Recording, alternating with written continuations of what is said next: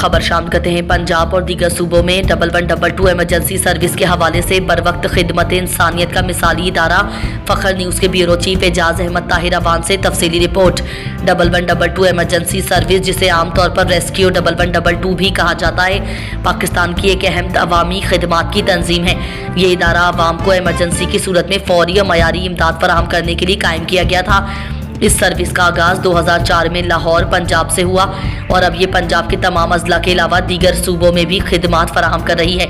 इसके बुनियादी मकासद में ज़ख्मियों, मरीज़ों और एमरजेंसी की सूरत में फौरी तौर पर अस्पताल तक पहुँचाने की सहूलत, जदीद आलात से lace ambulances, fire brigade service, आग लगने की सूरत में फौरी कार्रवाई और आग बुझाने की खिदमत, रेस्क्यू ऑपरेशंस, कुदरती आफात, जलजले, सैलाब और दीगर ख़तरनाक हालात में मुतासरीन की मदद, कम्युनिटी ट्रेनिंग प्रोग्राम्स और आवाम को इब्तिदाई तिब्बी इमदाद, फर्स्ट एड और एमरजेंसी से निमटने की तरबियत फराहम करना।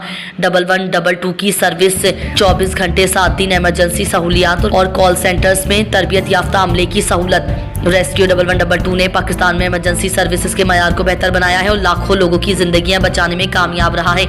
इस इदारे ने अवामी खिदमत और इंसानियत की फलाह के लिए एक मजबूत मिसाल कायम की है।